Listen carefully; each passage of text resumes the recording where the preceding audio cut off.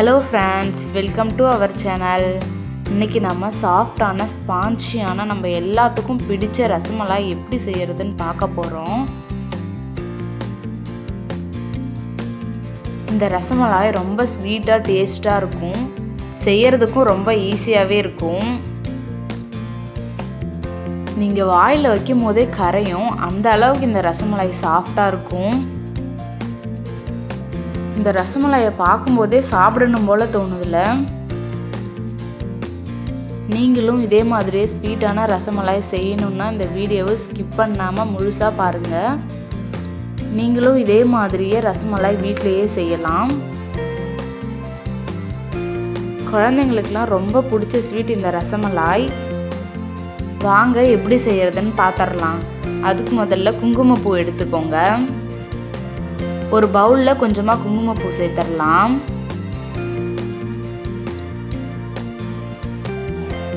குங்குமப்பூ சேர்த்துட்டு கொஞ்சமாக தண்ணி சேர்த்துக்கலாம். தண்ணி சேர்த்துட்டு ஒரு தடவை ஸ்பூன் வச்சு மிக்ஸ் பண்ணி விடுங்க.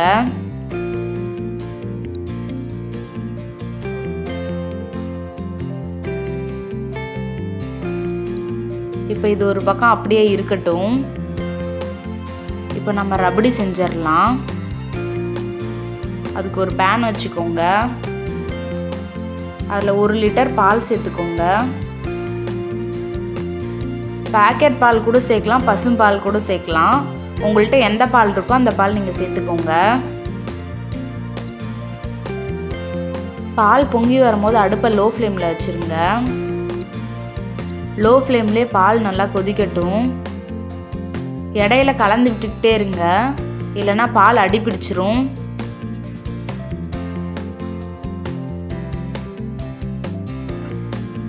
நல்லா இந்த மாதிரி கலந்து விட்டுக்கிட்டே இருங்க. இப்போ பால் ஓரளவு நல்லா கொதிச்சிடுச்சு. இப்போ 1/2 பவுல் கட் பண்ண நட்ஸ் சேர்த்துக்கலாம். உங்கள்கிட்ட எந்த நட்ஸ் இருக்கோ அந்த நட்ஸை நீங்கள் சின்ன சின்னதாக கட் பண்ணி சேர்த்துக்கோங்க. இப்போ சுகர் 1 கப் சேர்த்துக்கோங்க. ரசமலாய் ரொம்ப ஸ்வீட்டாக இருந்தால் தான் நல்லாயிருக்கும், அதனால 1 பவுல் ஃபுல்லாக சுகர் சேர்த்துக்கோங்க. சுகர் சேர்த்துட்டு நல்லா கலந்து விடுங்க. இப்போ நம்ம முதல்லையே தண்ணி ஊற்றி வச்சுருந்த குங்குமப்பூ சேர்த்துடலாம். குங்குமப்பூ இந்த மாதிரி தண்ணி ஊற்றி ஊற வச்சு சேர்க்கும்போது நல்லா கலர் வரும். அதனால தான் குங்குமப்பூ தண்ணியில் போட்டு ஊற வச்சு சேர்க்குறோம். குங்குமப்பூ சேர்த்துட்டு ஒரு தடவை நல்லா கலந்து விடுங்க. நீங்கள் கலந்து விட்டுக்கிட்டே இருந்தீங்கன்னா பால் நல்லா கலர் மாறிடும். இந்த மாதிரி ஓரத்தில் இருக்கிறதெல்லாம் எடுத்து விடுங்க. அப்போதான் நல்லா க்ரீமியாக டேஸ்டாக இருக்கும்.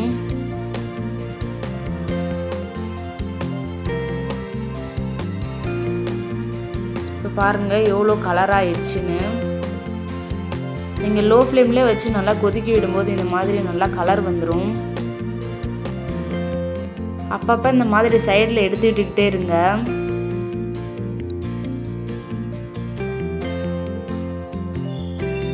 இப்போ ரபடி நல்லா ரெடி ஆயிடுச்சு.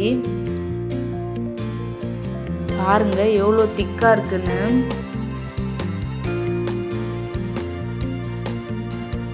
இப்போ நல்லா கொதிச்சு ரெடி ஆயிடுச்சு. நம்ம அடுப்பு ஆஃப் பண்ணிடலாம்.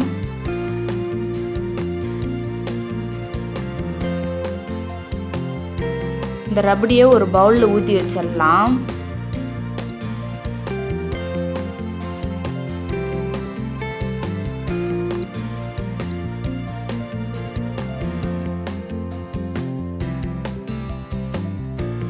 எவ்வளோ எல்லோவாக இருக்குன்னு பாருங்க.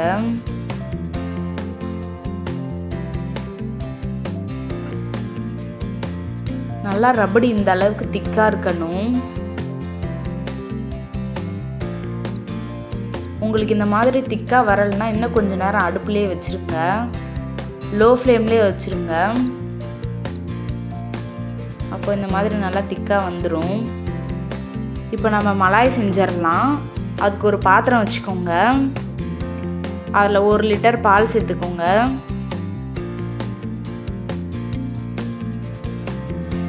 இந்த மாதிரி பொங்கி வரும்போது அடுப்பை ஆஃப் பண்ணிடுங்க.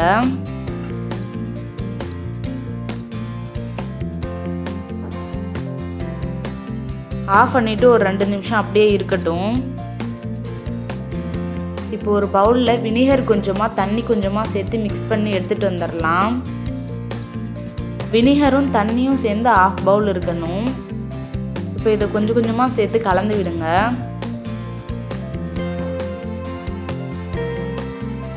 இந்த மாதிரி கலந்து விட்டுக்கிட்டே இருக்கும்போது பால் நல்லா பிரிஞ்சு வந்துடும். பாருங்க, கொஞ்சமாக பிரிஞ்சு வந்துருச்சு. இப்போ இன்னும் கொஞ்சம் வினிகர் சேர்த்துக்கலாம். சேர்த்துட்டு நல்லா கலந்து விடுங்க.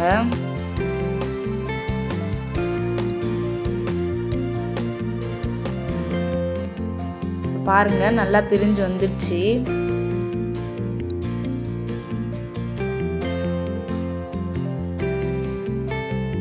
இப்போ நம்ம வடிகட்டிடலாம். அதுக்கு ஒரு பாத்திரத்தில் இந்த மாதிரி பெரிய வடிகட்டி வச்சுக்கோங்க. அதில் ஒரு காட்டன் துணி வச்சுக்கோங்க. இப்போ நம்ம வினிகர் ஊற்றி வச்சுருந்த பால் இதில் சேர்த்துடலாம்.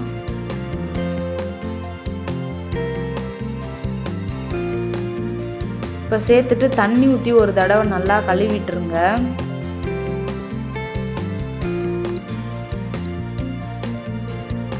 தண்ணி ஊற்றி கழுவும் போது அதில் உள்ள வினிகரோட ஃப்ளேவர்லாம் போயிடும்.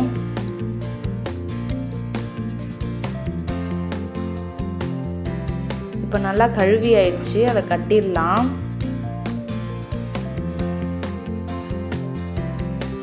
இப்போ அது உள்ளே இருக்கிற தண்ணியெல்லாம் லைட்டாக பிசைஞ்சு விட்டுருங்க. கையில் வச்சு இந்த மாதிரி நல்லா சுருட்டணும்.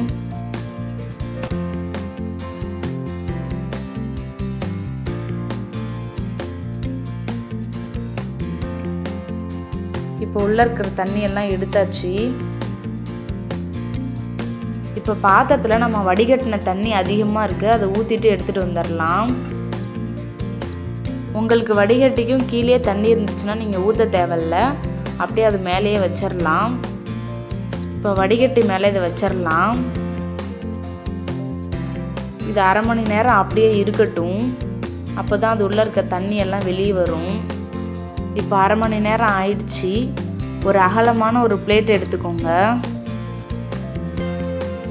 இப்போ இந்த பிளேட்டில் சேர்த்துடலாம்.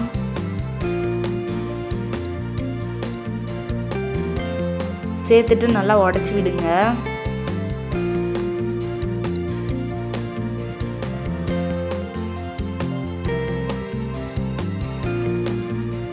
இந்த மாதிரி எல்லாத்தையும் உடச்சி விட்டுருங்க.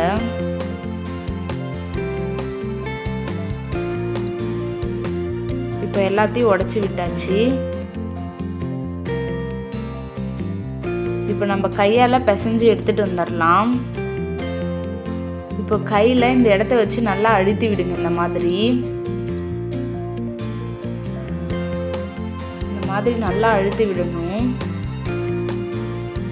இப்போதான் நம்ம சக்கரை தண்ணியில் போடும்போது பிரியாமல் நல்லா வரும். நல்லா இந்த மாதிரி அழுத்தி அழுத்தி பிசைஞ்சு விடுங்க. ஒரு 1/4 மணி நேரம் இந்த மாதிரி நல்லா பிசைஞ்சு விட்டுக்கிட்டே இருங்க. கொஞ்சம் கொஞ்சமாக மாவு எடுத்து இந்த மாதிரி நல்லா அழுத்தி பிசைஞ்சு விடுங்க.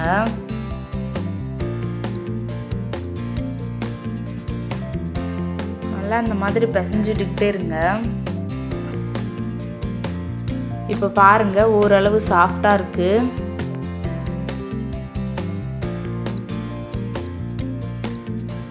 நல்லா சாஃப்டாகிற வரைக்கும் பிசைஞ்சு விட்டுக்கிட்டே இருக்கணும்.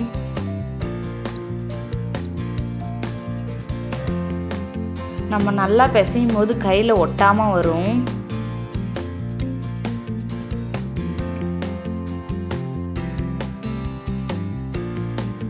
நல்லா பிசைஞ்சோடனே தட்டில் இருக்கிறதெல்லாம் அந்த மாவு வச்சு உருட்டுங்க. மாவுலே ஒட்டிட்டு ஈஸியாக வந்துடும்.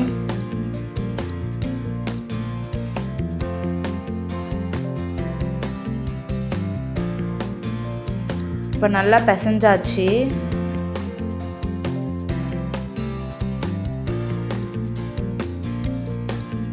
இப்போ நம்ம உருண்டை பிடிச்சிடலாம். கொஞ்சமாக இந்த மாதிரி எடுத்துக்கோங்க.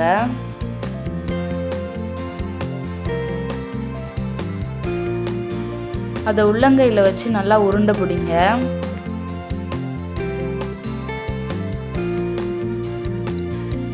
உருண்டை பிடிச்சிட்டு அப்படியே அழுத்திக்கோங்க. அழுத்தினா இந்த மாதிரி சூப்பராக வந்துடும். இப்போ இது எல்லாத்தையும் ஒரு பிளேட்டில் வச்சிடலாம்.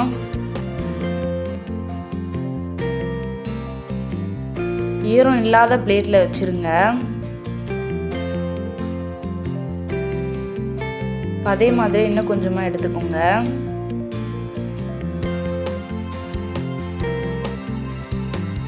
உள்ளங்கையில் வச்சு நல்லா அழுத்தி உருண்டை பிடிங்க.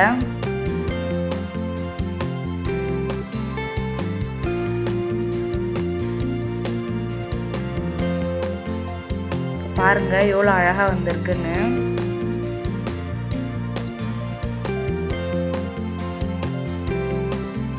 இதையும் பிளேட்ல வச்சிடலாம்.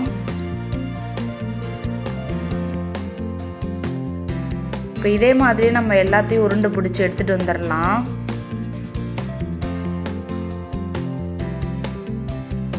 இப்போ எல்லாத்தையும் எடுத்துட்டு வந்தாச்சு.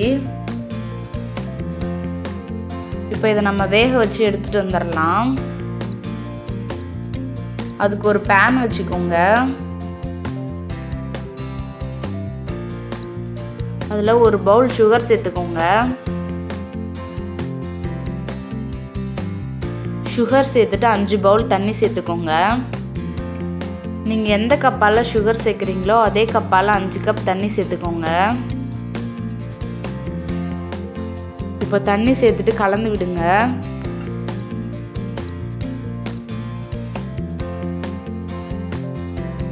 சர்க்கரை கரையிற வரைக்கும் நல்லா கலந்து விடுங்க. இப்போ சர்க்கரை நல்லா கரைஞ்சிடுச்சு. தண்ணி கொதிக்கட்டும். இப்போ தண்ணி நல்லா கொதிச்சிடுச்சு. நம்ம உருண்டை பிடிச்சி வச்சுருந்தா மலாய் சேர்த்துடலாம். தண்ணி இந்த மாதிரி கொதிக்கும் போதே சேர்க்கணும். அப்போ தான் உடையாமல் இருக்கும். நீங்கள் லோ ஃப்ளேமில் வச்சுட்டு சேர்த்திங்கன்னா உடஞ்சிரும் எல்லாமே. இப்போ எல்லாத்தையும் சேர்த்தாச்சு. நம்ம மூடி போட்டு மூடிடலாம். கொஞ்ச நேரம் அப்படியே இருக்கட்டும். இப்போ ஓப்பன் பண்ணி பார்த்துடலாம். இப்போ பாருங்க கொஞ்சம் பெருசாக இருக்கு. வேகும்போது நல்லா பெருசாகும்.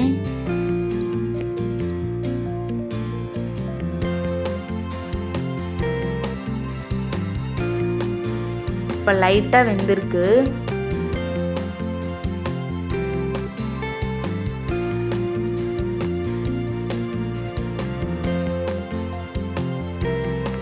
நம்ம அடுப்பை லோ ஃப்ளேம்லேயே வைக்கக்கூடாது.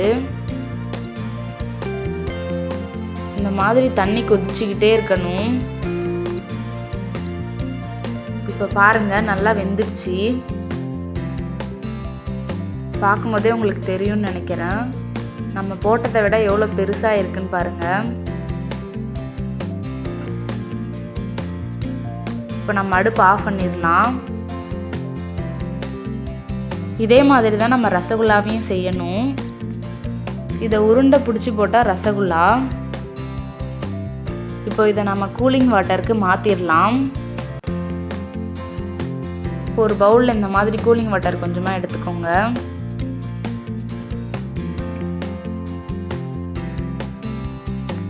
இப்போ அது உள்ளே இருக்கிற மலாயெல்லாம் நம்ம எடுத்து இதில் சேர்த்துடலாம்.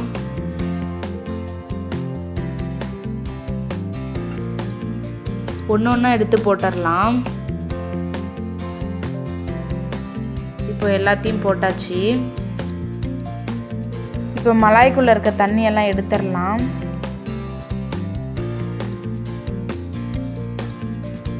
பாருங்க எவ்வளோ தண்ணி இருக்குன்னு.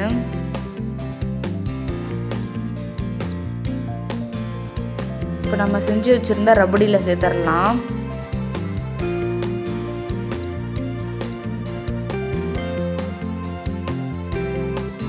இதே மாதிரி எல்லாத்தையும் செஞ்சு ரபடியில் சேர்த்துடலாம்.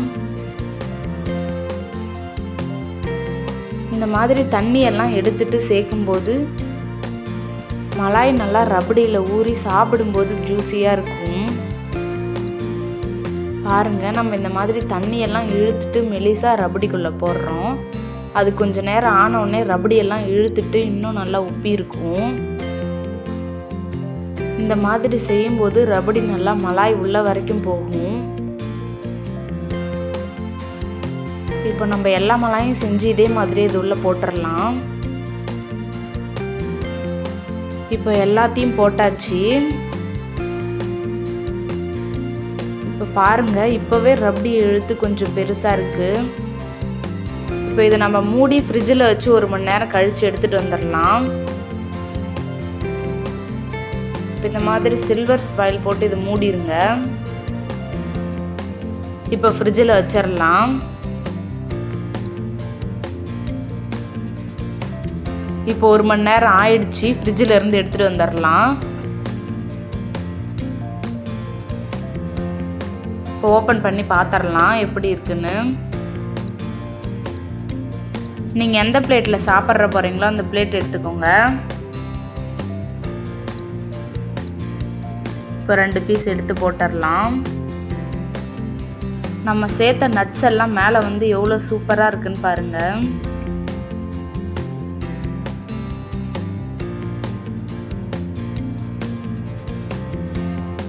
இப்போ இதில் கொஞ்சமாக ரபடி ஊற்றிக்கோங்க.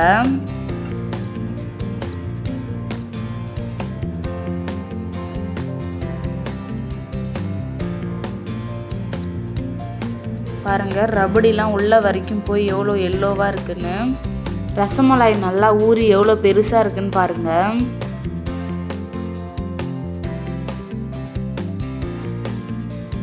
இந்த ரசமலாய் உங்களுக்கு பிடிச்சிருந்தா லைக் பண்ணுங்கள், உங்கள் ஃப்ரெண்ட்ஸ் அண்ட் ஃபேமிலிக்கு ஷேர் பண்ணுங்கள், மறக்காமல் சப்ஸ்கிரைப் பண்ணுங்கள். தேங்க்ஸ் ஃபார் வாட்சிங்.